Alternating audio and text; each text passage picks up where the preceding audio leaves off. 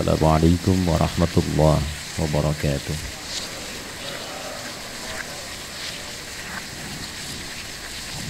Alhamdulillah, alhamdulillahi wa kafa, wassalatu wassalamu ala rasulillahil mustafa wa ala alihi wa sahbihi wa dhurriyyatihi wa ummatihi wa man wafa wa ba'd. Teman-teman sekalian, ayat-ayat paket puasa itu turunnya bukan di bulan Ramadan, turunnya di bulan Sya'ban, di tahun kedua Hijrah. Saya sebut ayat-ayat karena sebagian umat Islam ketika disebutkan puasa Ramadan fokusnya hanya di ayat 183 saja. Padahal kurikulum Ramadan itu satu paket dari ayat 183 di surah Al-Baqarah sampai dengan ayat 187 di surah Al-Baqarah. Diturunkan di bulan Sya'ban di tahun kedua Hijrah. Dan sekarang kita sudah memasuki bulan Sya'ban di tanggal kedua di tahun 1444 Hijrah. Jadi berkesesuaian kurikulum ini dibahas saat ini dan sesuai dengan petunjuk atau sunnah Nabi Sallallahu Alaihi Wasallam dari segi historis dan dari segi persiapan spiritual. Pertama, kenapa turunnya bulan Sya'ban? Sebulan sebelum dilakukan. Secara singkat kata para ulama, agar Nabi Sallallahu Alaihi Wasallam memiliki kelapangan waktu untuk menjelaskan semua yang terkait dengan baik itu keistimewaan ataupun juga teknis pelaksanaan Ramadan yang sempurna sehingga menghasilkan kualitas Ramadan yang diinginkan oleh Allah. Nanti kita akan bedah apa yang diinginkan oleh Allah lewat Ramadan itu. Nah, dengan pendidikan sebelum Ramadan ini langsung dari Nabi, pendidikan Nabawi, maka diharapkan semua orang Islam baik di masa itu ataupun diteruskan kini sampai dengan sekarang itu memiliki kelapangan hati dan kesiapan untuk menerima apapun yang diperintahkan saat Ramadan sehingga menghasilkan kualitas seperti yang diinginkan oleh Allah Subhanahu wa taala. Dalam bahasa Arab, seorang yang telah lapang sehingga menerima apapun dia siap melakukannya, maka dalam bahasa Arab itu disebut dengan marhaban namanya. Dari kata rahiba yarhabu. Jadi kalau orang Arab mengatakan marhaban ya akhi, selamat datang ya saudaraku, menyambut tamu misalnya, itu maksudnya saya betul-betul lapang menerima Anda. Silahkan, apapun yang Anda inginkan di sini boleh. Mau duduk silahkan, makan silahkan. Maka mereka mengatakan nazaltum ahlan wa halaltum sahlan. Disingkat ahlan wa sahlan. Nazaltum ahlan, Anda tiba di sini anggap rumah sendiri. Ya. Nah, rumah sendiri kan juga tidak harus seperti yang punya rumah ya. Nah, silahkan makan, minum, tapi kan ngepel enggak ya. Ya, nyapu enggak ya. Jadi silahkan nikmati senyamannya. Halaltum ya, dan apa yang Anda sekarang mau nikmati semua halal. Silahkan. Itu orang mengatakan marhaban. Nah, kalau kita ingin melapangkan hati supaya apa yang datang apapun itu mudah kita terima, maka bahasa Arabnya tambahkan tasydid di kata kerja asal. Dari rahiba jadi rahhaba. Yurahhibu. Sifatnya disebut dengan tarhib. Maka dari sini kenapa muncul istilah tarhib Ramadan? Tarhib itu asalnya usaha untuk melapangkan hati seluas-luasnya sehingga siap menerima dan menyambut apapun yang akan dihadapi kemudian. Jika tarhib ini dilekatkan dengan Ramadan, maka memberikan kesan upaya untuk melapangkan keadaan hati dan jiwa sehingga ketika Ramadan datang sebagai tamu istimewa itu, apapun yang diperintahkan siap untuk dilakukan. Itu gambarannya. Nah, sekarang apa materi tarhib Nabi Sallallahu Alaihi Wasallam yang pernah beliau sampaikan kepada sahabatnya yang menjadi kurikulum untuk diwariskan sehingga dengan warisan ini setidaknya mendekati kualitas para sahabat-sahabat ataupun tabi'in di era itu yang bisa kita capai di masa-masa yang berbeda. Yang pertama, saya cepat. Di sini ada ibu ya. Nah, jadi saya sapanya Bapak Ibu kan. Baik, Bapak Ibu hadirin sekalian. Yang pertama, penting diketahui bahwa goal dari Ramadan itu ada 3. Jadi seseorang disebut berhasil melewati pendidikan Ramadan bila setidaknya dia bisa mendapatkan 3 goal yang diharapkan yang langsung Allah tuangkan dalam Al-Quran. Yang pertama, ada yang dinamakan dengan peningkatan ketakwaan personal. Itu yang ada di Al-Baqarah di ayat 183. Jadi Ramadan desainnya dihadirkan oleh Allah ibadah selama sebulan. Nanti harapan pertamanya ditujukan supaya membentuk karakteristik setiap muslim itu yang memiliki ketakwaan personal yang tinggi. Dalilnya Quran surah kedua ayat 183. Ya ayyuhalladzina amanu kutiba alaikumussyam kama kutiba alal ladzina min qablikum la'allakum tattaqun. Nah, ketika menunjuk tattaqun itu menggunakan kata kerja kedua. Nanti saya bedah. Ya. Jadi supaya kalian kan ke kita. Jadi Allah mengkhitab kita secara personal. Aku siapkan puasa ini ya, dan dipanggilnya nanti untuk semua tanpa kecuali. Nanti saya detilkan. Tujuan dasar pokoknya supaya membentuk karakteristik ketakwaan personal bagi setiap individu muslim. 1. 2, saya cepat. Ramadan juga disiapkan oleh Allah untuk membentuk ketakwaan sosial. Jadi bukan sekedar secara pribadinya menjadi lebih baik, tapi ternyata kebaikan personal ini baru punya nilai optimal dalam pandangan Quran jika auranya sudah mampu ditebarkan ke lingkungannya. Karena itu puasa nggak biasa nanti desainnya. Ya, nanti akan melatih kita saat yang bersamaan untuk berinteraksi secara sosial dan mengoptimalkan semua karakter sosial kita. Sehingga goalnya akan terlihat bukan hanya dengan Allah yang punya hubungan baik. Jadi kalau dengan Allahnya baik, dengan manusianya tidak baik, belum sempurna Ramadannya. Dan yang ketiga, membentuk karakteristik manusia yang bersyukur kepada Allah Subhanahu wa taala. Ketakwaan personal, ketakwaan sosial. Ketakwaan sosialnya ada di ayat 187 dan karakter syukurnya ada di ayat 185. Itu saja akan kita bedah di kesempatan kali ini. Saya akan coba optimalkan di 45 menit ke depan. 15 menitnya kalau ada sekiranya yang Anda ingin sampaikan atau kita diskusikan, kita bisa optimalkan di sisa waktu itu. Saya bisa menulisnya. Baik, kita mulai sebentar. Bismillahirrahmanirrahim. Pelan-pelan. Jadi yang pertama, kita mulai dari segi ketakwaan personal. Ya. Takwa secara personal. Dalilnya Quran surah kedua ayat 183. Pelan-pelan. Ya ayyuhalladzina amanu kutiba alaikumus syiyam kama kutiba alal ladzina min qablikum la'allakum tattaqun. Apa yang dimaksud dengan ketakwaan personal? Ini dulu. Bapak Ibu teman-teman sekalian, bila terdapat kata takwa di dalam Al-Qur'an, itu setidaknya disebutkan derivasinya sebanyak 240 kali.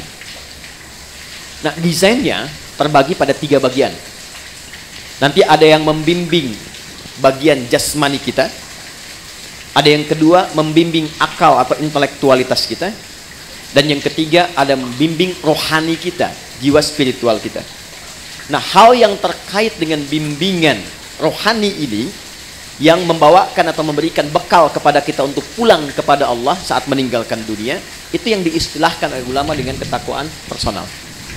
Jadi babnya khusus, kalau mau dirincikan secara singkatnya adalah bab tentang aspek ritual. Bahasa lainnya ibadah. Nah, sekarang dasar berpikirnya bagaimana? Kita itu kan tinggal, bukan hanya di dunia kan? Baik ya? Setelah dunia kita meninggal, makanya disebut meninggal dunia. Ya, perginya kemana? Baik. Berbahagianya di dalam Islam, bersyukurnya sebagai muslim, konsep kehidupan yang dijelaskan tuh jelas sekali. Gak ada ambigunya. Ya, Anda bisa komparasikan untuk menambah wawasan kita misalnya. Di Islam itu dari bangun tidur sampai tidur dijelaskan. Dari bimbingannya, doanya, caranya. Meninggal dunia sampai ke bab kematian dijelaskan. Mau wafat tuh silahkan, cara yang tenang seperti ini. Setelah meninggal diinfokan, Anda kalau meninggal dunia tempat transitnya, makanya disebut barzah. Barzah tuh waiting room, tempat pemisah. Namanya kubur, ada ayatnya, ada hadisnya, ada detailnya. Setelah itu kemana? Dari dunia ke akhirat. Tempatnya cuma dua, imma di surga atau neraka. Ini tempat menunggunya disebut barzah, alam pemisah. Alamnya disebut barzah, tempatnya disebut dengan kubur. Jelas semua. Ayat, hadis, dalil, lengkap. Nah sekarang pertanyaannya, kalau kita di dunia saja berkehidupan butuh bekal, Anda nggak mungkin datang ke kantor ini tanpa bekal. Dan di sini pun bekerja mencari bekal kan? Dan kita kadang-kadang tugas, apalagi di EP kan, tugas misalnya keluar eksplorasi di setiap tempat kan punya aturannya sendiri ya. Datang ke Amerika, mata uangnya sudah beda, currency-nya sudah lain, bekalnya sudah berbeda. Nah sekarang kalau kita meninggalkan dunia, bekalnya apa? Sedangkan yang kita kumpulkan di dunia itu nggak akan dibawa, ke barzah aja nggak dibawa. Ya, ada di antara kita yang dikubur bawa handphonenya. Kalau saya kangen nanti miss call aja, kan nggak bisa kan? Ya pakaian aja kan ganti kan? Ganti loh. Teman-teman masih pakai seragam tuh, ya kan? Seragamnya saat ke alam kubur kan beda kan? Ya kan? Nggak ada kantongnya loh Pak.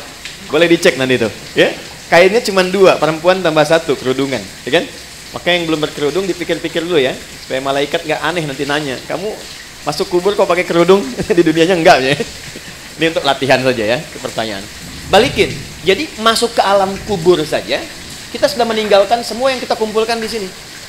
Karena hukum mengatakan setiap berpindah tempat, itu pasti bekalnya tidak akan sama. Pasti berbeda. Hukum ini berlaku fitrah saat berpindah kemanapun, apalagi berpindah ke sini dan ke sini. Maka pertanyaannya, bekal apa yang kita bawa saat berpindah dari dunia? Nah, inilah yang kita siapkan sejak berada di dunia supaya saat pindah ke sini sudah siap. Maka Allah kemudian menurunkan kepada kita usaha-usaha personal selain yang kita kerjakan dalam kesibukan dunia untuk menyiapkan bekal akhirat. Bekal inilah yang disebut dengan ibadah. Aspeknya masuk kepada aspek ritual dan spiritnya masuk pada ketakwaan personal. Inilah sebabnya kenapa Allah meminta kita sholat, meminta kita baca Al-Quran, meminta kita haji, minta kita umrah. Ya, ada kaitan langsung dengan aspek-aspek keduniaan. Tapi sesungguhnya tujuan utamanya adalah penyiapan bekal menuju kehidupan setelah dunia sini. Ya. Setiap kita menunaikan sholat, maka perbuatan sholat, baca Quran, puasa, dan yang lain sebagainya itu untuk mendukung menjadi bekal kehidupan akhirat, maka oleh Quran dinamakan dengan hasanah namanya. Ya, hasanah. Contoh, sholat itu di Quran disebut hasanah. Quran surah ke-11, Hud ayat 114. Aqimis sholata tarafain nahar wa zulatan minal lail innal hasanati yudhibnas sayyi'at. Sholat yang kita kerjakan sehari 5 waktu itu 17 rakaat plus dengan tambahan sunnah yang lain, itu oleh Quran disebut hasanah. Nah, setiap kita mengerjakan perbuatan hasanah, maka konsep dasarnya akan melahirkan bekal, diberi nilai bekal untuk pulang ke akhirat. Ya, berapa bekalnya? Setiap hasanah itu 10 poin. Ada di Quran surah ke-6 ayat 160. Ya, jangan dianggap biasa ya. Nanti kita lihat nih. Nanti taunya saat akan meninggal. Jadi akan meninggal semua hasanah dikonfirmasi. Makanya ada orang yang ketika akan meninggal kan senyum, tenang. Panggilannya panggilan ketenangan, hasil ibadah. Contoh, dalam sholat kan kita tadi ada tumakninah ya. Ya, sholat, rukuk tumakninah, sujud tumakninah.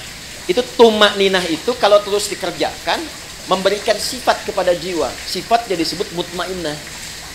Nanti jiwa mutmainnah ini akan dipanggil saat akan meninggal, dikonfirmasi dengan pahala hasanahnya. Makanya ketika dipanggil Quran surah 89 ayat 27 sampai dengan 30, ya ayyatuhan nafsul mutmainnah irji'i ila rabbiki radiyatan mardiyah. Kenapa ada yang tenang, senyum? Karena ditampakkan. Ya. Dulu ada seorang kakek itu yang sangat soleh, ahli masjid. Hari Kamis itu, ya beliau selalu merawat masjid. Hari Kamis ba'da asar sedang puasa, itu masya Allah, itu cuma di belakang sandaran, kemudian merem melek begini, meninggal. Dalam keadaan yang sangat nyaman gitu. Ahli masjid wafatnya di masjid, cuma merem melek, meninggal. Itu hati-hati belakang ya, yang merem melek deh ya. Oke. Balik sini. Man jaa bil hasanati falahu asyru amthaliha. Siapa yang mengerjakan satu perbuatan hasanah, dia dapat 10. Wah ini, 10 kebaikan. Nah, 10 ini itu detailnya disebut dengan ajrun. Lahum ajrun ghairu mamnun. Ajrun itu bahasa kita yang disebut dengan pahala namanya. Ini yang kita kumpulkan hasilnya berupa apa? Pahala. Ajrun. Jadi yang ikut tuh ininya, hasanahnya. Dan 1, 2, ngitungnya bukan 1, 2, 3, 4, bukan begitu. Cara menghitungnya contoh di hadis Muslim, Anda baru masuk ke sini nih, tempat ibadah, mau sholat misalnya, itu baru datang sudah mendapatkan 25. Jarak 1 ke 2-nya 500 tahun. 2 ke 3-nya 500 tahun. Demikian seterusnya. Baca Quran setiap hurufnya itu 10 kebaikan. Ya. Nah, problemnya apa? Apa kaitan dengan pembahasan kita? Maaf sekali dengan bahasa ini. Setiap kita itu kan meyakini bahwa kita akan pulang, akan meninggal. Kan? Gak ada satu pun, apalagi kita yang beriman, yang tidak meyakini bahwa satu saat kita akan meninggal. Kan sementara. Anda sesibuk apapun berada di sini, pasti hakul yakin bila tiba waktunya pasti pulang kan? Pasti meninggal kan? Tapi pertanyaannya, di antara sekian orang yang yakin akan meninggal ini, sudahkah dia menyiapkan bekal yang cukup untuk pulang? Coba perhatikan. Untuk yang sementara saja, yang kita tinggali saat ini, betapa luar biasa seriusnya. Kerjanya berangkat gelap, melewati banyak kemacetan, pulangnya gelap lagi. Ya kan? Serius kita kerjakan, tata kelolanya, aturannya dan sebagainya. Untuk mengumpulkan apa? Untuk mengumpulkan kenyamanan-kenyamanan dunia yang sifatnya sementara. Bila tiba waktunya, rumah yang sudah dikumpulkan jadi mewah itu, kendaraan yang luar biasa, pakaian yang bagus-bagus, pada akhirnya ketika pulang, kan nggak bisa dibawa ke sini pun. Mau pindahan rumah cuma 2 kali 1. Sementara yang ada sekarang sudah dikumpulkan begitu besar. Karena memang bekalnya berbeda. Jadi konsep Quran itu, ingat, konsepnya itu sangat luar biasa. Hei, kamu mesti sukses dunia, akhirat pun bahagia juga. Makanya hasanah itu oleh Allah dibagi 2. Ada konsepsi dunia, ada akhirat. Ya. Quran surah kedua Al-Baqarah ayat 201. Wa minhum may yaqulu rabbana atina fid dunya hasanah wa fil akhirati hasanah. Jadi keseimbangan dalam Islam itu Allah nggak menginginkan kejar akhirat, dunia lupakan, tidak. Karena mencari akhirat itu tempatnya di dunia. Tapi jangan sampai juga terjadi, maaf, dunianya luar biasa, akhiratnya nestapa. Nanti kita akan temukan pengaruh-pengaruh ibadah ini, ada yang terkait dengan dunia, tapi pokoknya adalah akhirat. Ini gambaran pertama. Nah, kenapa puasa? Kenapa puasa? Karena dari sekian kita beraktivitas, sekian lama diberikan waktu berkehidupan, kadang-kadang kebanyakan manusia lupa dengan tujuan berkehidupannya sehingga tidak siap untuk pulang. Contoh, kemarin di Pondok Indah saya sama-sama menghitung. Ini rata-rata usia berapa ya? Kita ambil 40 lah ya. Ya, entah ke atas atau ke bawah, 40 ya. Konsepnya begini aja, 40. Ya, 40 tahun itu kalau kita potong sedikit untuk tidurnya kira-kira berapa tahun? Akumulasi setengahnya lah ya. Dari mulai berkehidupan, tidur siang, tidur malam, kurangi 20 tahun. Jadi yang digunakan aktivitas 20 tahun. Oke. Dari 20 tahun ini yang dipakai ibadah berapa tahun? Kurangi kerja, makan, macam-macam. Ambil setengahnya ya. Jangan terlalu pesimis lah. Ambil 10 lah. Nah, ini yang dipakai sholatnya, ibadahnya, macam-macam. Dari yang 10 tahun ini, yang ibadah, yang ikhlas berapa tahun? Kan konsep diterimanya kalau ikhlas kan? Wa ma umiru illa liya'budullaha mukhlishina lahuddin. Ambil 5 tahun lah ya. Jadi usia 40 tahun itu amalan potensial yang dibawa untuk pulang 5 tahun. Potensial. Ya kan? Dan ingat energi potensial kan ada kaitan dengan H juga kan? MGH kan? M dikali G kali H kan? Ya kan? Bukan cuma gravitasi dunia, tapi harus ada keseimbangan akhirat kan? Halo, betul ya? Baru jadi kinetik kalau ada itu, baru kan setengah M dikalikan V kuadrat kan? Tambah kedua jadi mekanik kan? Baik, kita balik ke sini. Dari 5 tahun yang ikhlas nih, maksiatnya berapa tahun? Udah kebayang ya sekarang ya? Dan harapannya kan ke sini surga Firdaus kan? Bersama Nabi kan? Bekalnya mana? Itulah yang menjadikan sifat Rahman dan Rahimnya Allah diaktualisasikan kepada kita dalam wujud Ramadan itu. Allah menginginkan sekalipun waktunya terbatas, tapi dengan kasih dan sayangnya diinginkan oleh Allah setiap hambanya yang beriman itu punya peluang yang tinggi untuk mendapatkan rahmat Allah di akhirat berupa surga. Maka didatangkanlah setiap tahun 12 bulan itu dari sekian kesibukan 30 hari khusus untuk meningkatkan ketakwaan personal ini, sehingga meningkatkan peluang-peluang untuk mendapatkan rahmat di akhirat. Kenapa wujudnya puasa? Karena puasa adalah desain satu-satunya yang menjadikan setiap manusia mudah meningkatkan amal soleh. Satu, Anda kalau tidak sedang puasa, jangankan sholat sunnah, maaf, sholat fardu pun kadang terlambat. Dan kesannya biasa. Nanti lihat saat puasa, jangankan sholat fardu, ketinggalan sunnah, gelisah. Lihat awal pertama Ramadan nanti, ya, para ibu bahkan sudah maaf sekali, ya, sudah mulai memesan tempat, membuk tempat-tempat saf pertama dengan sajadah itu. Dan itu bukan ngejar sholat fardu, ngejar tarawih. Dan tarawih sunnah kan, ya kan? Anda keluar dari sini, ada yang minta, belum tentu diberi. Tapi saat puasa, yang tak kelihatan mata itu ditanya, berapa fakirnya, berapa miskinnya, berapa yatimnya, kumpulkan.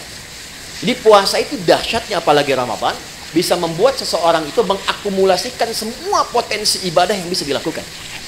Orang yang nggak pernah ke masjid, itu Ramadan bisa saf pertama. Tapi saya tidak katakan setiap yang saf pertama nggak pernah ke masjid ya. Tapi bisa datang itu luar biasa. Ya, Quran yang nggak pernah jarang ngaji itu bisa tadarus. Itulah dahsyatnya Ramadan. Satu. Yang kedua, ketika seseorang sudah mulai mendapati Ramadan, apalagi dia serius dia bekerjakan itu, maka potensi-potensi maksiat yang mengikis kebaikan-kebaikan itu bisa dijaga, bahkan ditekan dan dihilangkan saat Ramadan. Seorang yang pemarah sekalipun itu bisa libur marahnya, Pak.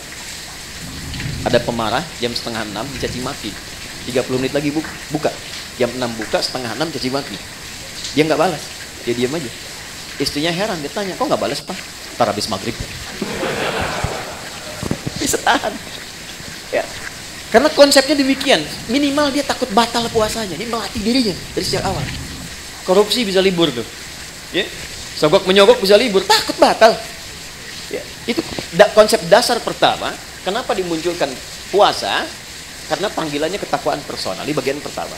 Jadi secara singkat begini, di balik kesibukan dunia yang kita kerjakan, sekali-kali Allah minta kita sadar, hei, ingat kamu akan pulang. Kalau memang belum bisa mendapatkan yang optimalkan Ramadan. Karena itulah saya cepat langsung ke ayatnya. Ini kalau waktunya panjang, saya bisa detilkan dari setiap huruf Quran. Contoh, waktunya panjang, cuma kesempatannya ini. Yuk, masuk ke Al-Baqarah 183. Saya ambil contoh singkat saja. Ya ayyuhalladzina aman. Saya ambil satu ini saja, satu kalimat. Ya disebutkan 361 kali dalam Al-Quran. Itu menunjuk panggilan. Bisa panggilan dekat, menengah, dan jauh. Nidaul qarib, mutawassit, wal ba'id. Huruf panggilan di gramatikal bahasa Arab itu ada 14. Tapi yang di Quran digunakan hanya ya. Memanggil dekat, menengah, dan jauh. Ayyuha disebutkan 150 kali dalam Al-Quran. Ayyunya berfungsi menguatkan pesan, haknya mengingatkan. Alladzina disebutkan sebanyak 1080 kali dalam Al-Quran. Panggilan mencakup semua tanpa kecuali. Laki-laki, perempuan, besar, kecil, dan semua status keduniaan. Perhatikan baik-baik. Betapa satu huruf ini kesannya luar biasa. Khusus untuk Ramadan. Panggilannya dibuka dengan ya ayyuhalladzina amanu, seakan-akan Allah ingin memberikan pesan yang kuat. Hei semua hambaku, laki-laki, perempuan, besar, kecil, yang merasa beriman. Terlepas dari tingkat keimanan kalian beda-beda. Ada yang imannya kuat sehingga merasa dekat dengan Allah. Konfirmasi iman kuat tuh begini. Kita kalau ingin ukur iman kita kuat atau lemah, ya, nanti ukurannya di Quran surah ke-8. Ayat yang kedua contohnya. Innamal mu'minuna alladzina idza dzukirallahu wajilat qulubuhum. Insan beriman yang sejati itu ukurannya kalau dipanggil disebutkan nama Allah, itu ada getaran di hatinya, mengonfirmasi. Karena itu diperdengarkan nama Allah setiap hari 5 kali, setiap pergantian waktu di telinga kita. Telinga itu bahasa Arabnya udun. Jamaknya disebut adzan. Maka diperdengarkan dalam adzan lafaz Allah, Allahu akbar, Allahu akbar. Nah, teman-teman merasakan nggak waktu ada panggilan itu di hati itu ada getaran kan? Allahu akbar, Allahu akbar, ada getaran kan? Nah, itu konfirmasi iman. Kalau kemudian itu direspon dan sadar saat dipanggil, misal subuh 4.35 dipanggil, Anda masih tidur, Allahu akbar, Allahu akbar, Anda langsung bangun, ya Allah sudah adzan, wudu, siap-siap sholat. Nah, ini menunjukkan iman Anda standar. Masih charter tuh. Standar. Ya. Anda jam kerja jam 7 di sini, masuk jam 7, standar kan? Ya kan? Tapi yang hebat tuh begini, dipanggil 4.35, jam setengah 4 itu sudah bangun. Ada yang begitu. Ya, itu isyarat misal di Quran surah ke-4 ayat 103. Innas salata kanat 'alal mu'minina kitaban mawquta. Insan beriman itu tahu waktu salat karena tahu dia siap-siap sebelum dipanggil. Itu yang hebat. Nah, maka orang-orang yang standar itu yang menengah jaraknya. Ya, yang menengah, yang kalau dipanggil baru datang. Ya, atau yang merasa imannya kuat. Sebelum dipanggil sudah siap-siap. Ada yang lemah, dipanggil 4.35, dia baru bangun 5.34. Pun belum ingat sholat. Ya. Tapi dahsyatnya dalam Ramadan, di hari pertama dipanggil, Allah tidak melihat semua tingkat keimanan itu. Allah panggil semua dengan satu huruf yang sama. Seakan-akan mengatakan begini, aku tidak peduli betapa tingkat iman kalian. Maka di detik ini aku panggil semua tanpa kecuali. Yang lemah aku kuatkan, yang menengah aku dekatkan, yang dekat pun aku tambahkan kekuatan kembali. Itulah yang menjadikan semua kita tanpa peduli karakteristik imannya, parameter tingkat rendah dan tingginya. Coba lihat, bukti ayat ini. Di awal Ramadan semua semangat. Lihat nanti, hari pertama Ramadan. Ya, kita insya Allah tanggal berapa nanti? Tanggal 1 Ramadan, ya, 1 Ramadan. Yang kemungkinan Masehinya nanti saya sampaikan belakangan saja, ya, belakangan saja. Tapi insya Allah sama 1 Ramadan. Pas 1 Ramadan, malam tarawih, itu semua akan kumpul di masjid. Terlihat, nggak peduli apakah dia jarang ke masjid, apakah dia jarang berjamaah, itu bisa kumpul semua. Tapi problemnya adalah Allah turunkan rahmat itu hanya di awal untuk memberikan sebuah bekal dasar. Nah, apakah kita mampu menjaga itu atau tidak sampai akhir, itu kembali kepada manusia masing-masing. Itulah sebabnya butuh tarhib. Kalau nggak disampaikan dari tarhib, itu bisa terjadi kemajuan. Anda awal sampai 10 saf, hari kedua maju 9, 3, 8, ya, terus sampai dekat mudik kosong kan, ya. Dan itu selalu diingatkan sebelum Ramadan, tapi kejadian terus gitu. Coba lihat nanti, ya. Karena apa? Motivasinya berbeda. Motivasinya berbeda. Nah, ini poinnya. Jadi di awal Ramadan, ya sudah diingatkan dalam ayat yang pertama turun, Allah berikan perangkat kemudahan bagi setiap personal untuk mendekat kepada Allah. Supaya terjadi peningkatan-peningkatan ketakwaan. Dahsyatnya apa? Ini motivasi pertamanya. 1. Saya langsung kembali ke hadis di Al-Bukhari. Perhatikan baik-baik.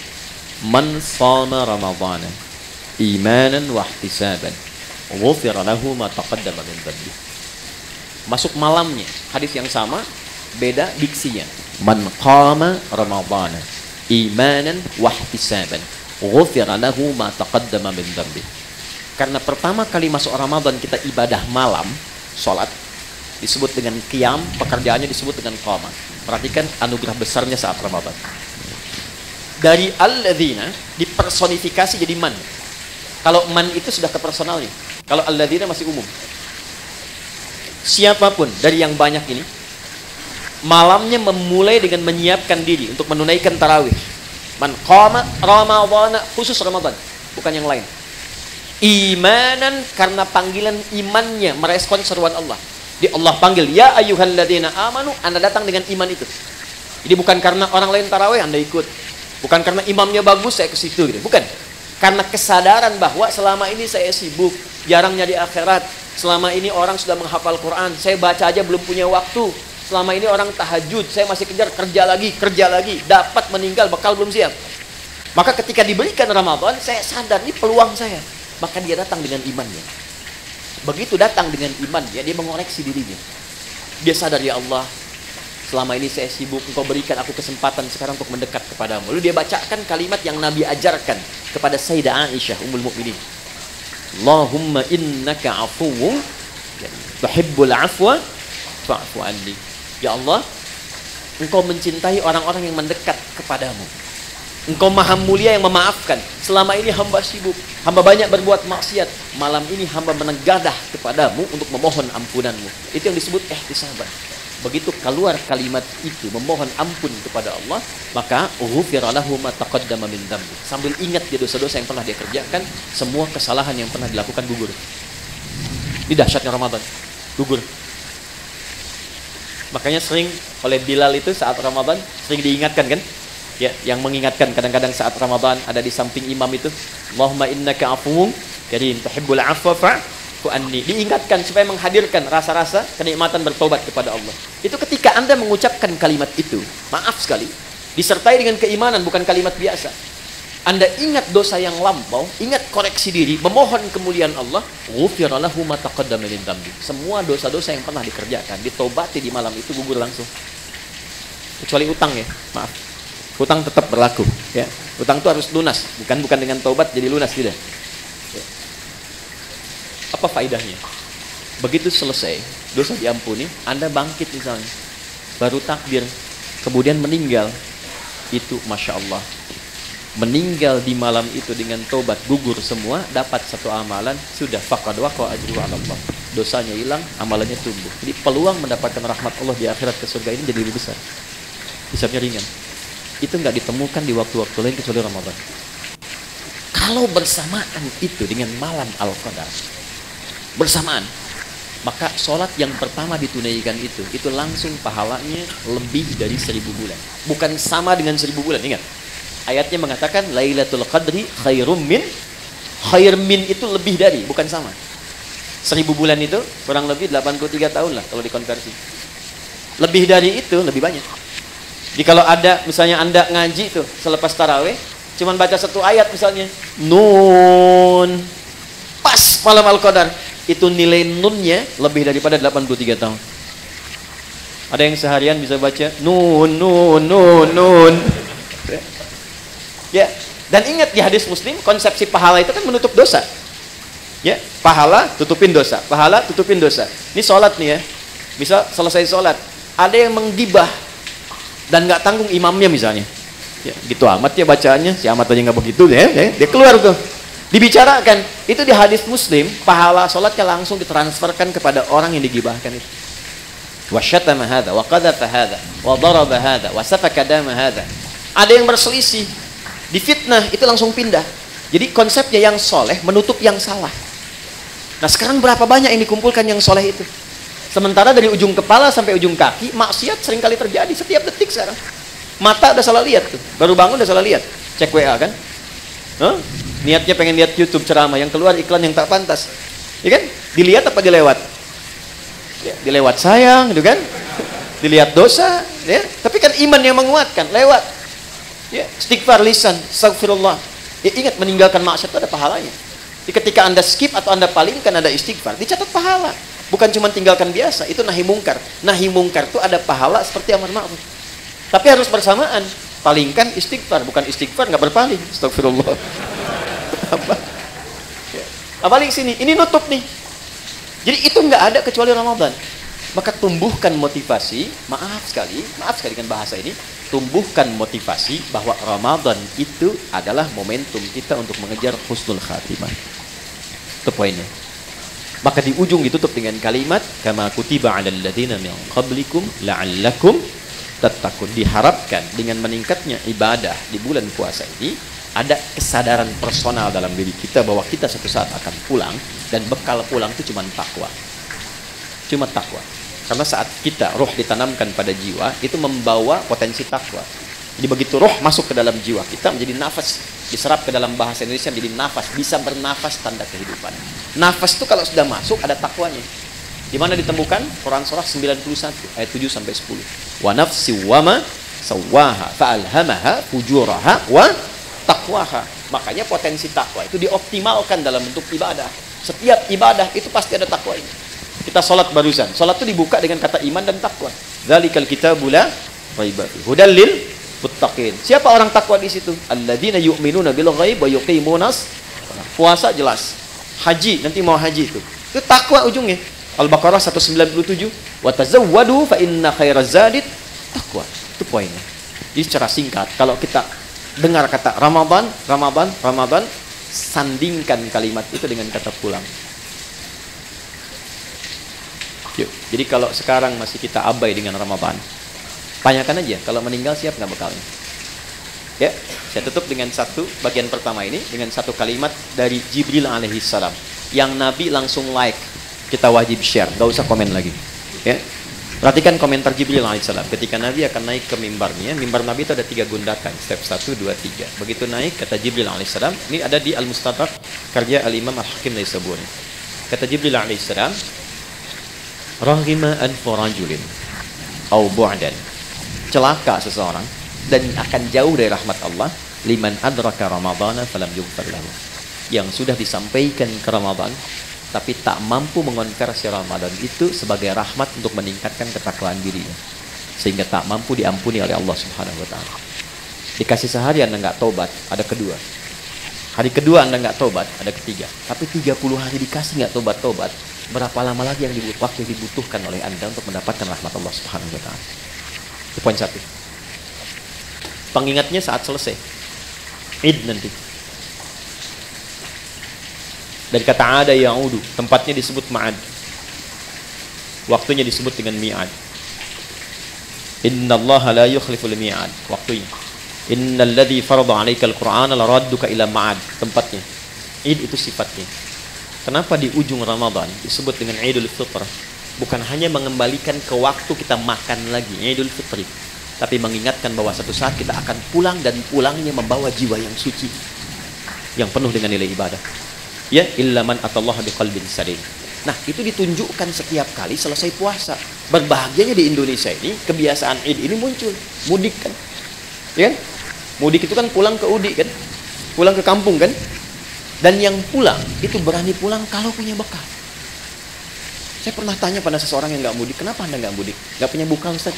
Nggak punya bekal. Tapi yang punya bekal, itu semangat pulang luar biasa. 3-4 hari sebelum pulang udah siap-siap, dan dia telepon ke tempat yang akan pulang. Maka di tempat itu ibunya, saudaranya udah siap-siap ngecat rumah, makanan diada-adakan, siap penyambutan. Kadang-kadang kan terjadi yang luar biasa ya, luarnya seperti kaleng biskuit, dalamnya rangginang kan. Saya nggak sebut nama produk supaya nggak endorse ya, UMKM nggak apa-apa gitu. Itu semua disiapkan, dan yang akan pulangnya itu saking bangganya, walaupun kendaraannya kecil, bekalnya banyak.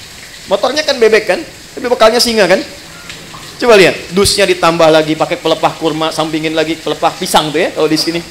Pelepah pisang tambahin dus, tambah lagi, dan dia tuliskan, aku pulang sayang. Kenapa? Karena siap. Di akhirat tuh gitu. Ketakwaan personal ini wujudnya dari sholat, puasa, Quran, haji. Ini yang menjadikan pintu-pintu surga bergantung dengan amalan ini. Di surga itu ada 8 pintunya. Dan 8 itulah amalan pokok kita. Makanya nanti ada yang dipanggil dari pintu puasa, yang rajin puasa, pintunya Ar-Rayyan. Ada pintu babus sholah, pintu tahajud, pintu sedekah. Pastikan Anda menekuni ketakwaan personal itu di sisi yang mana sehingga punya kebanggaan saat pulang. Kalau belum sempat baca Quran, saya kasih kabarnya dari sekarang. Saya keliling-keliling Indonesia. Sekarang di setiap tempat itu berburu Quran. Dari mulai anak-anak kecil yang 3 tahun, 4 tahun, 5 tahun, bahkan yang kata orang gak bisa melihat, matanya buta. Saya selalu katakan Allah tutup peluang matanya untuk melihat maksiat. Itu mereka pun sudah mulai menghafal Quran. Dan banyak di antara mereka juga punya kesibukan. Anda yang tempat ber-AC, nyaman, tenang, enak, dengan semua fasilitas belum mampu mendekat kepada Allah, maka bandingkan dengan orang-orang yang kerja di lapangan. Ada satu tempat, istrinya itu suka ngambil suluh, suaminya kerja serabutan. Tapi kalau orang datang ke situ, itu Masya Allah, semua yang terbaik dihidangkan, makanan, ikan dan sebagainya. Dan istri akan mengatakan, Alhamdulillah, Abi tuh kalau pulang Allah kasih uang banyak sekali. Berapa sebulan? Ya kalau nggak 500, 700 ribu. Tapi tahu kan Anda, istrinya hafal Quran 30 juz dan suaminya 7 riwayat. Dan mereka bekerja dalam diam. Dunianya hasanah, dan mereka menyiapkan akhirat yang sangat dahsyat untuk pulangnya. Karena di antara yang diparadekan oleh Allah untuk pulang itu, dan diperintahkan malaikat berjajar di setiap pintu surga menyambut, itu ahli Al-Quran. Makanya Ramadan kita punya kebiasaan mendalami Al-Quran, salah satunya untuk itu. Nah, jadi kita lihat spirit pertamanya itu. Jadi nanti saat akan ke Ramadan, siapkan agendanya dari sekarang. Ini kurikulum yang Nabi ajarkan. Ya, mohon maaf dari sekarang. Rencana mau berapa juz khatam nanti? Mau berapa juz hafal? Jangan tanggung, 30 juz pasang target hafal Quran. Maksud saya begini, kalau target 30, nyangkutnya kan jelas 28, 27, kan 3 juz ya. Kalau cuma 1 juz kan targetnya, nanti nyangkutnya kan nggak jelas tuh ke bawahnya. Dari sekarang siapkan. 1, sedekahnya ya. Kemudian sholatnya, sholat sunnahnya dari sekarang bikin. Menunya keluarkan semua. Nanti checklist, minimal salah satu pernah dilakukan. Ya, checklist 1, 2, 3. Selesai Ramadan, demi Allah saya katakan, rasakan pasca Ramadan, apakah ada perubahan, peningkatan ketakwaan personal ini setelah selesai menunaikan puasanya. Nanti cirinya pada bagian ketiga. Saya cepat, saya punya 5 menit lagi. 2, ada jenis kedua disebut dengan ketakwaan sosial. Ayatnya ke 187, lihat ujungnya. La'allahum yattaqun, dari taqiyah. Kalau tak itu Anda, kalian, personal. Kalau ya dibicarakan dia. Kalau dijamakkan tambah di ujungnya, yattaqun, mereka. Jadi bukan hanya membentuk secara pribadi untuk kita, tapi interaksi dengan lingkungan sosial kita. Hablu minan nas, hablu minal makhlukat. Maka ciri orang yang berhasil puasanya bukan hanya baik secara personal, tapi implementasi kebaikan personal itu bisa dilihat dari perbuatan baiknya dengan sesama. Makanya saat puasa, anjurannya bukan sekedar meningkatkan ibadah pribadi. Pernah dengar hadis ini di At-Tirmidzi? Siapa yang memfasilitasi bukaan untuk orang puasa, walaupun 1 biji kurma saja, 1 kurma, ataupun sehirup air saja, maka dia mendapatkan pahala yang sama dengan yang berpuasa itu tanpa dikurangi sedikit pun. Pernah dengar hadisnya? Hadisnya sahih. Tapi jangan salah menyimpulkan ya, bacanya pakai ilmu hadis. Nggak usah puasa, fasilitasin aja kurma. Nggak begitu. Ya Anda fasilitasin, Anda nggak puasa, Anda dosa, Anda batal. Jadi ruginya 2 kali. Ya, maksudnya apa? Saking tingginya ibadah sosial itu Nabi menginformasikan dengan tingginya tingkat apresiasi yang Allah berikan.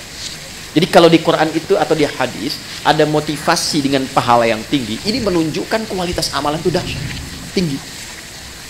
Ya, dan banyak sekali terkait dengan puasa itu amalan-amalan sosial. Sedekah,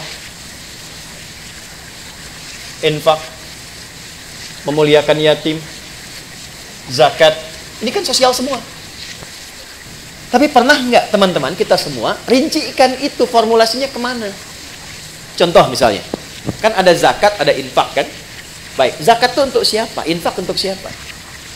Ternyata skema infak itu dia ada 2 tuh, ada infak wajib, ada infak sunnah. Yang wajib itu untuk keluarga, disebut dengan nafkah namanya. Ya, maka kewajiban kita memuliakan istri, memuliakan anak, cari sekolah yang mendekatkan dia dengan Allah, cari pakaian yang menutup aurat supaya Allah senang, ya, gambarannya. Itu wajib dan ada pahala. Kalau antum kerja sekarang berangkat ke sini, diniatkan untuk nafkah karena menaati perintah Allah, Quran surah 4 ayat 34, ya kan? Itu setiap langkahnya ada pahalanya, teman-teman. Jangan dikira biasa. Dan kalau antum rajin tahajud, itu dibimbing untuk meningkat karirnya. Quran surah 17 ayat 79 sampai 80. Ini agak cepat aja karena kita sedikit lompat-lompat. Saya balikan, itu nafkah pertama. Niatkan sebagai ibadah dan antum pun akan terjaga. Kalau diniatkan ibadah, antum nggak akan terjebak korupsi. Malu lah masa ibadah berbuat kotor. Ada orang minum bir misalnya pakai bismillah. Bismillahirrahmanirrahim, berkurang dikit dah dosanya gitu kan? Enggak ada. Ya. Orang kalau mau korupsi juga kalau sedang merasa ibadah nggak mungkin dilakukan. Dia akan terjaga. Nah, tapi yang terkait dengan Ramadan ini, saya mau tarik ya. Nih, ke infak sunnah. Saya perhatikan banyak mencarinya keluar dulu. Padahal konsep dasar utamanya adalah ke dalam dulu. Quran surah kedua, ayat 2:15. Mungkin ini agak baru. Yas'alunaka madza yunfiqun. Mereka bertanya kepada Muhammad SAW, apa yang akan diinfakkan dan kepada siapa? Kata Allah, qul ma anfaqtum min khair. Katakan kalau mereka ingin infak, berikan kualitas yang baik, yang terbaik. Pertama, lil walidain, orang tua. Ini dulu. Coba jauh-jauh infak bahkan sampai ke luar negeri dan sebagainya, nggak dilarang. Tapi lihat orang tua sendiri dari infakin loh. Berapa di antara anak-anak yang mengirimkan bukaan pada orang tuanya, yang mentransfer untuk persiapan Ramadannya? Itu disindir keras oleh Al-Quran di Quran surah 46 ayat ke-15. Bahkan kata Quran, kalaupun Anda sudah sukses dan menikmati kesuksesan itu, mungkin, maaf ya, ini isyarat Qurannya, kesuksesan itu didapatkan bukan hanya kerja-kerja keras Anda. Saham Anda mungkin 30%. 70%-nya ibu yang sering tahajud minta sama Allah nangis. Ayah yang dengan peluh keringatnya luar biasa. Gak apa-apa ya Allah, saya mencangkul anak saya, yang penting jadi direktur. Gak apa-apa ya Allah, saya tidur di amparan-amparan, yang penting anak saya bahagia di kemudian hari. Itu disindir keras. Makanya ketika Anda sukses, doa pertamanya menyertakan orang tua. Rabbi auzi'ni an ashkura ni'mataka allati an'amta alayya wa ala walidayya. Maka ketika Anda menyiapkan pos infak saat Ramadan nanti, yang paling prioritas pertama orang tua. Ini dulu. Nah, ini desain pertama akan memperbaiki hubungan-hubungan sosial yang tingkat pertama ini dengan orang tua. Mungkin hebat sholatnya, ternyata dengan ibunya bermasalah. Ya, hebat puasanya, sunnah dikerjakan, dengan ayahnya belum selesai masalahnya. Tuntaskan dulu. Ini skemanya. Wal aqrabin, kerabat terdekat. Nomor 2. Wal yatama, baru naik ke anak yatim. Wal masakin, baru orang miskin. Wabnis sabil, orang-orang yang kesulitan. Setelah itu, baru nanti yang umum, yang fisabilillah. Banyak sekali cabangnya, bisa kita kumpulkan. Nah, singkatnya adalah, mumpung sekarang kita masih di bulan Sya'ban, dari sekarang disiapkan, nabung dari sekarang. Berapa anggaran infaknya untuk skema sosial untuk Ramadan? Setiap hari keluarkan misalnya 1, 2, 3, support A, support B, support C. Karena yakin Ramadan itu dengan sendirinya pasti akan meningkat. Pasti disiapkan oleh Allah. Pandai-pandai melihat berapa yang Allah siapkan untuk kita. Kalau sudah cukup di dalam rumah, Anda dapat gaji misalnya 20 juta. Kebutuhan di rumah 10 juta, tabungan 5 juta untuk ke depan, untuk anak-anak. Berarti 5 juta itu peluang ibadah Anda lewat harta. Optimalkan. Tinggal diatur nanti bagaimana penyalurannya saat Ramadan. Dan yang paling dahsyat, ada nanti skema yang ketiga, yang terakhir, sedekah. Yang sifatnya lebih luas lagi. Bukan hanya muslim, tapi sampai non-muslim. Sampai non-muslim. Anda bekerja kan di sini nggak semuanya muslim. Pasti ada non-muslim. Nah, tebarkan aura Ramadan kepada teman-teman juga. Ya.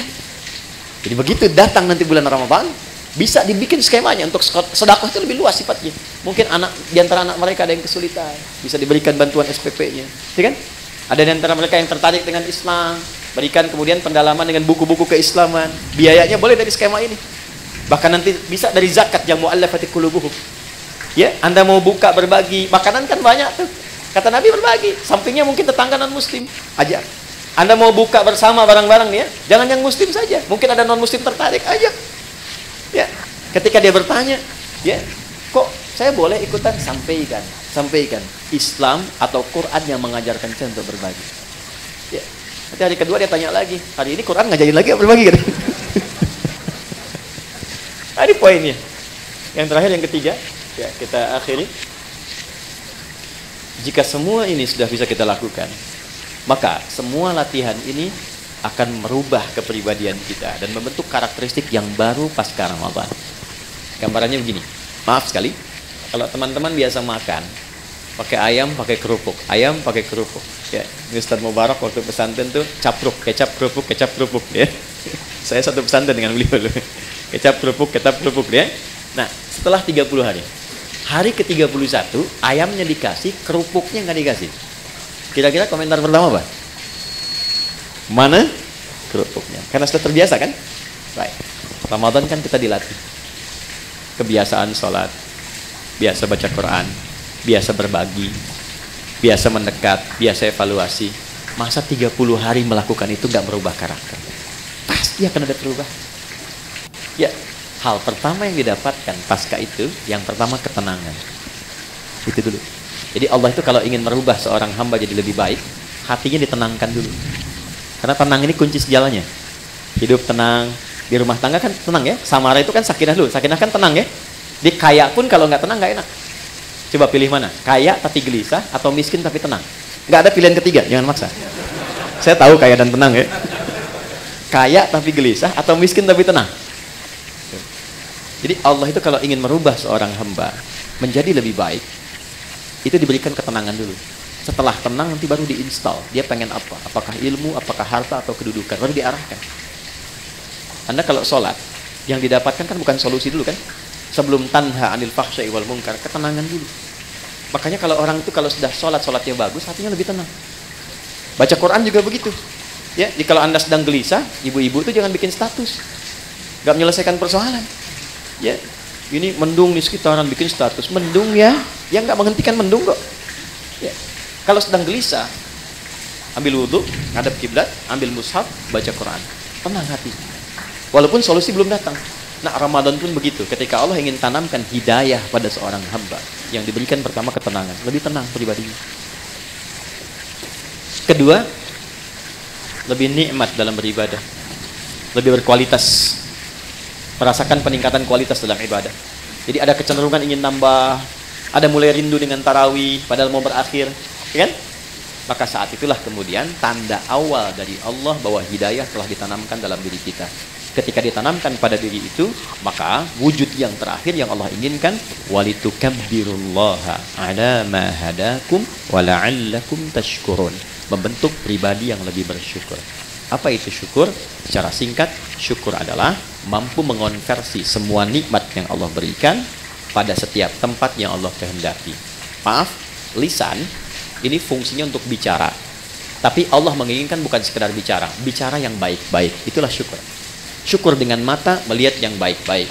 Syukur dengan tangan menulis menggerakkan yang baik-baik. Maka orang yang lulus puasanya, puasa itu akan merubah kepribadian dirinya menjadi lebih baik sebagai syukur kepada Allah Subhanahu wa taala setelah menyelesaikan pelatihan selama 1 bulan itu. Karena dia mendapatkan syukur itu, maka dia coba mengekspresikannya dengan bertakbir. Itulah sebabnya hari pertama di bulan Syawal kita bertakbir, Allahu Akbar, Allahu Akbar, Allahu Akbar. Takbir itu ada 2 jenisnya. Ya, ada takbir perjuangan, ada takbir sebagai syukur. Nanti ada yang menambahkan ulama dengan takbir ibadah seperti dalam sholat. Takbir perjuangan itu saat berjuang, Allahu Akbar, Allahu Akbar, Allahu Akbar. Bung Tomo teriak Allahu Akbar, yang lain Allahu Akbar. Sampai di undang-undang kita nama Allah masuk. Atas berkat rahmat Allah yang Maha Kuasa. Sebagai wujud perjuangan kita. Ada takbir dari syukur. Sebagai wujud Allah telah memberikan hidayah kepada kita. Itu boleh bertakbir. Ya, Anda misalnya puasa. Kalau saya dapat sesuatu, saya pengen puasa. Begitu dapat, diberikan Anda puasa. Anda bertakbir misalnya, Allahu Akbar, itu sunnah. Boleh untuk dilakukan. Nah, jadi, cara singkat, lulus puasa, jadilah pribadi yang lebih baik dekat dengan Allah. Bersikap mulia terhadap sesama. Saat yang bersamaan, mampu menata diri dari ujung kepala sampai ujung kaki, menjadi pribadi yang lebih baik. Itulah esensi Ramadan yang Allah perintahkan lewat Rasulullah untuk berlatih selama kita menunaikannya.